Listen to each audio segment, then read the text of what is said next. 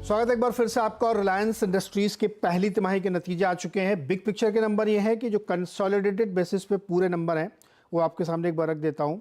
Revenues 2,57,823 crore है, जो कि 11.5% साल दर साल बढ़ के आया है यहाँ पे। और हायर ऑयल प्राइसेस की वजह से वॉल्यूम बढ़ा है इसमें, और O2C वाला जो बिजनेस है उसमें देखने को मिला है। ऑयल टू गैस सेगमेंट में ज़्यादा बढ़िया स्टडी ग्रोथ यहाँ पे देखने को मिली है। कंसोलिडेटेड एबिटा जो है उसमें 2% की ग्रोथ देखने को मिली और वो 42,748 करोड़ पे निकल के आया है। जो प्रॉफिट है वो थोड़ा सा नरम रहा है, 4%, 17,448 करोड़ आया है। और उसका क्या था, हायर डिप्रिशिएशन इन्होंने लिया है।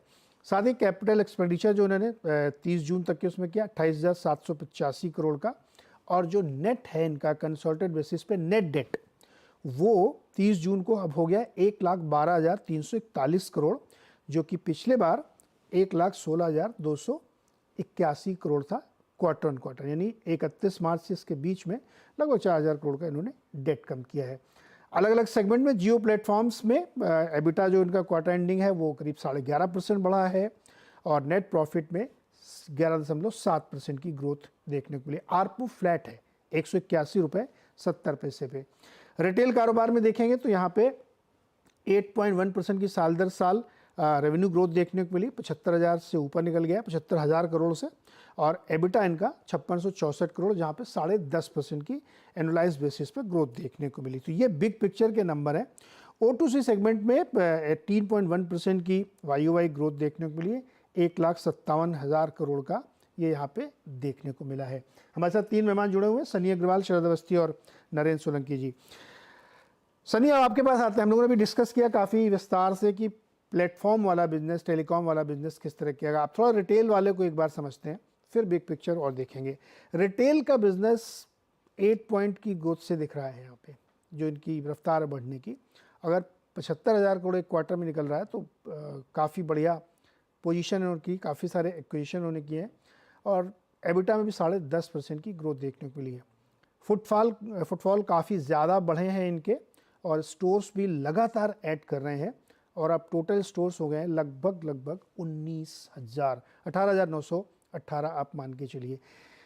रिटेल का मार्केट जिस तरह से ग्रो कर रहा है सनी, उसमें ये माना जाता है कि जितना पंप इन कर सकते हैं आप, पाइपलाइन अपनी जितनी ज़्यादा टाइट करेंगे उतना ज़्यादा आप मार्केट गेन करेंगे और दूसरों मुकाबले फ़ायदेमंद रहेंगे।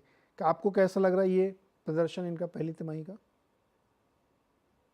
या डेफिनेटली रिटेल बिजनेस का जो है उसमें जो कंपनी की जो स्ट्रेटेजी है एक्सपेंशन की, स्टोर एक्सपेंशन की, एरिया एक्सपेंशन की, उसका बेनिफिट कंपनी में डेफिनेटली नजर आ रहा है। और रिटेल बिजनेस में again it's a very well diversified business. तो इसमें बेसिकली कंज्यूमर ड्यूरेबल भी है, फैशन भी है, ज्वेलरी भी है। I think across the board, specially मुझे लगता है कि जब सेकंड हाफ, जब फेस्टिवल सीजन किक ऑफ होगा गणेश चतुर्थी से, जो कि अगस्त या सितंबर में प्ले आउट होगा, तो उसमें एक बहुत बड़ा बेनिफिट हम रिटेल बिजनेस में ऑन एक्सपेंडेड बेस आते हुए देखेंगे। और अल्टीमेटली मुझे लगता है कि अगर मैं थोड़ा सा लंबा नजरिया लेता हूँ अगले 2 से 3 साल का, तो आज के डेट में अगर आप देखेंगे कि ऑयल बिजनेस और नॉन ऑयल बिजनेस का जो इबिट लेवल या इबिटा लेवल कंट्रीब्यूशन है FY24 में मोटा मोटी 50% इक्वली था दोनों सेगमेंट का।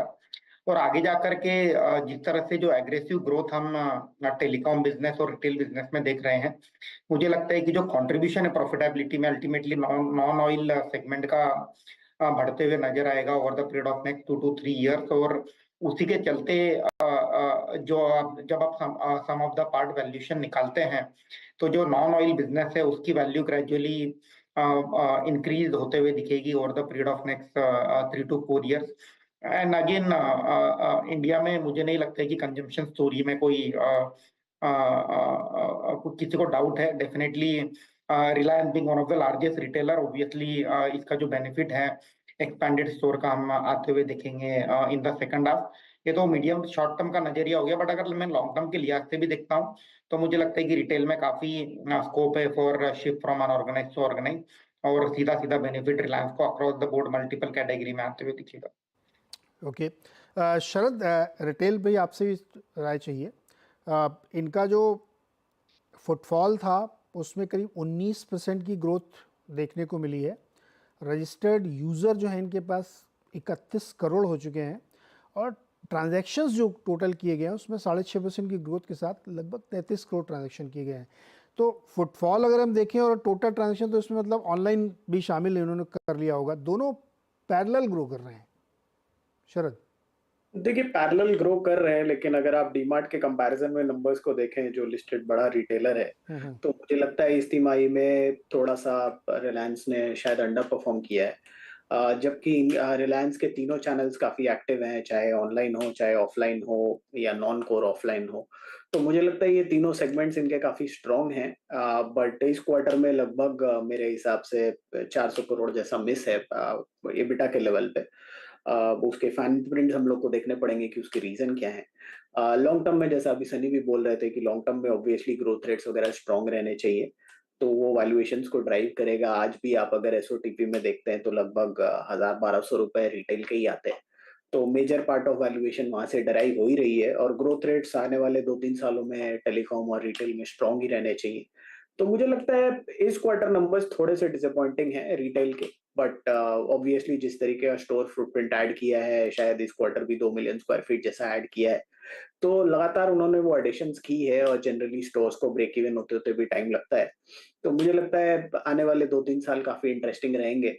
और टेलीकॉम में भी आपका कैपेक्स का साइकिल मोर और लेस ओवर हो गया है। मोस्ट प्रोबेबली सिर्फ ये रिटेल और जो न्यू एनर्जी सेगमेंट है वही इनका कैपेक्स ओरिएंटेशन रहेगा। तो रिटेल इस क्वार्टर के नंबर्स थोड़े से मिस हैं, but long term trajectory certainly काफी स्ट्रांग रहनी चाहिए।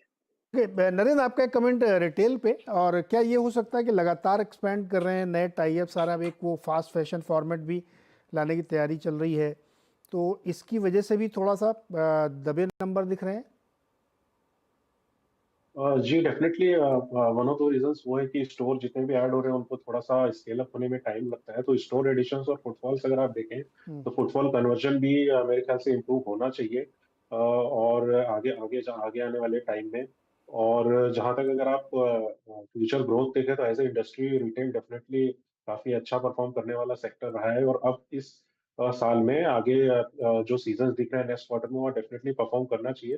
हालांकि ये कंसेक्यूटिव सेकंड क्वार्टर है कंपनी के लिए जहां पे रिटेल ने एक्सपेक्टेशन से थोड़ा सा सबड्यूड ग्रोथ दिखाया है। तो डेफिनेटली ये नियर टर्म में थोड़ा सा वरी रहेगा मार्केट के लिए कि रिटेल किस हिसाब से स्केल अप करता है, उसका जो स्पीड है वो क्या है। लेकिन इसमें एक पॉजिटिव बात यह है कि जो बैलेंस शीट अगर आप देखें रिटेल बिजनेस की तो वहाँ पे डेट धीरे धीरे ग्रेजुअली डिक्लाइन हो रहा है और वहाँ पे बैलेंस शीट इंप्रूवमेंट हमको देखने को मिल रहा है। तो वहाँ पे एक थोड़ा कंफर्ट मार्केट के लिए बन रहा है रिटेल बिजनेस के ऊपर। ओके, एक और छोटा सा मुझे ब्रेक लेना है, लौट के आके फिर आप लोगों की राय ये भी लूँगा मैं कि अब रिलायंस पे आप लोगों को क्या नज़रिया बनता है और मंडे को किस तरह से मार्केट इसको रिसीव करेगा। छोटे से ब्रेक के बाद इस पर चर्चा करेंगे।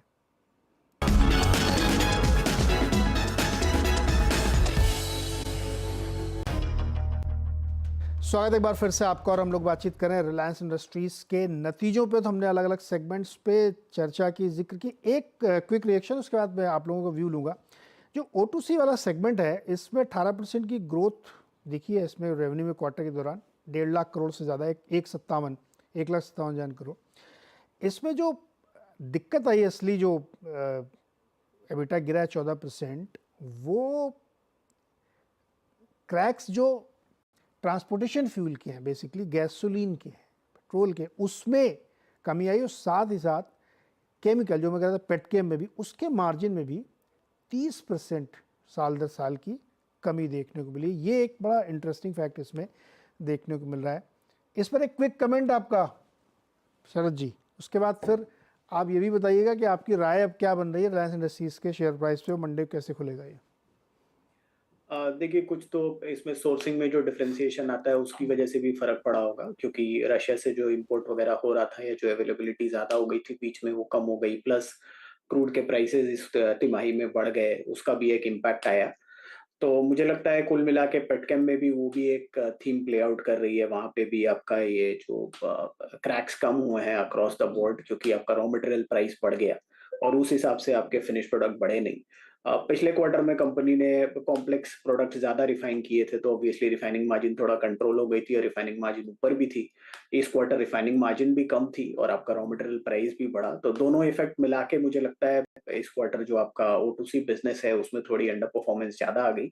हालांकि थ्रूपुट के लेवल पे नंबर्स बेटर देन एक्सपेक्टेड हैं, लेकिन नेट रियलाइजेशंस काफी कम हो गए, तो वो एक मेजर इम्पैक्ट है। बट वो मेरे हिसाब से वन ऑफ है। आने वाले टाइम में ऑब्वियसली मैं ये एक्सपेक्ट कर रहा हूँ कि ऑयल के प्राइसेस नीचे ही आएंगे। अगले 2 महीने में ओपेक प्लस की एक मीट भी है जहां वो प्रोडक्शन वगैरह बढ़ाने की बात करेंगे।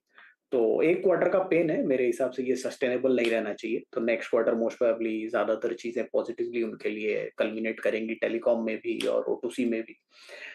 इसके अलावा इन टर्म्स ऑफ वैल्यूएशंस मुझे लगता है अगर आप FY26 का नजरिया लेके चल रहे हैं तो 3250 के आसपास की फेयर वैल्यूएशन आती है।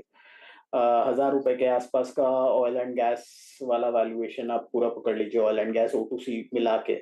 टेलीकॉम का 1080 के, 1100 के आसपास, और आपका रिटेल का 1200 के आसपास।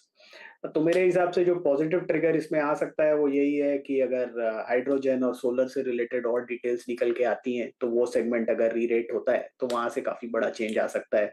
अभी लगभग 300-325 रुपए है वो, प्लस डेट भी रेगुलरली कम हो रहा है, तो फॉरवर्ड नंबर्स में वो भी इफेक्ट आएगा। तो मुझे लगता है 26 के हिसाब से तो फेयरली टू फुल्ली वैल्यूड है। 27 के हिसाब से अगर आप देखते हैं तो मेरे लक्ष्य करीब 3500 के आसपास आने चाहिए। 3500 टारगेट। सनी, आपके टारगेट्स क्या होंगे?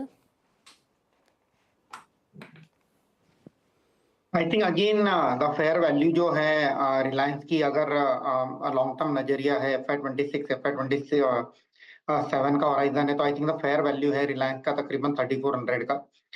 इसमें देखने वाली बात ये होगी कि जो जियो है अगर उसकी लिस्टिंग होती है उसके बाद स्ट्रीट उसकी क्या वैल्यू निकालेगा। आई थिंक आज के डेट में जो मोटा मोटी जो अजम्पशन है एनालिस्ट कम्युनिटी का, तकरीबन 6 लाख करोड़ का जो वैल्यूशन है टेलीकॉम बिजनेस को दिया जा रहा है। लेट्स सी क्या वैल्यूशन पे लिस्ट होती है कंपनी, और post listing to some extent एक होल्डिंग कंपनी डिस्काउंट भी शायद हम SOTP में आते हुए देखेंगे। तो I think fair value is close to 3400, और जो लिस्टिंग होगी टेलीकॉम बिजनेस की वो एक देखने वाली होगी कि उसमें क्या वैल्यूशन एक स्ट्रीट देता है टेलीकॉम बिजनेस को।